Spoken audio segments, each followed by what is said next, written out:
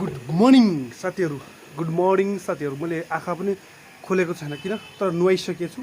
आँखा खोले होइन, टल्ल घाम लागेकोले हेर्न सकिरहेको छैन के साथीहरू। म तपाईँलाई एउटा प्रश्न गर्न चाहन्छु। आज मेरो घरको कौसीमाथि यो ड्र्यागन फ्रुट फुल्यो है। अनि ड्र्यागन फ्रुट फुलिसके पछाडि हामीले अघिल्लोचोटि के गर्यौँ भने पछाडि यो ड्र्यागनको बोटा हो, यो पनि फुल्दैछ। अघिल्लोचोटि हामीले के गर्यौँ सुरुमा भने पछाडि यसको यो यस्तो भइसकेपछि यसलाई काटिदियो क्या कैँचीले काटिसके पछाडि यो अगाडि बढ्न सकेन होइन। यसपछि यो हेर्नुहोस् त यसको अवस्था, यो यस्ताको यस्तै छ। लगभग 1.5 महिना 2 महिना हुन लागिसक्यो। यो यहाँबाट अगाडि बढ्दै बढ्दैन हामीले काटिसके पछाडि है, यो काटेको। अनि अब त्यस पछाडि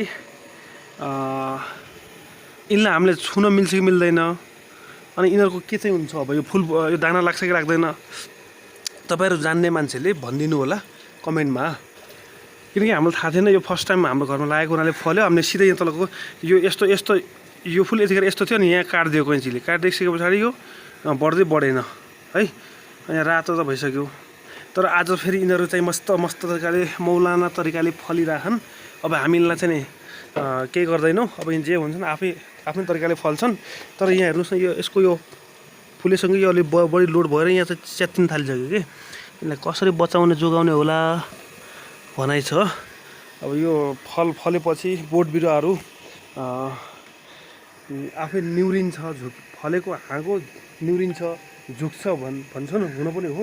यहाँ देखियो जसरी धान रोपेपछि अगाडि नफल्दासम्म यस्तो ठाडो जान्छ, धान फलिसके जस्तो निहुरिन्छ। अब यो फलेको हाँगो जहाँ पनि झुक्छ है। भनेको बौद्धिक ज्ञान भएको मान्छे सानो हुन्छ जहाँ पनि भने जस्तै हो। यो जोसँग केही छैन ऊ ठाडै हुन्छ कि।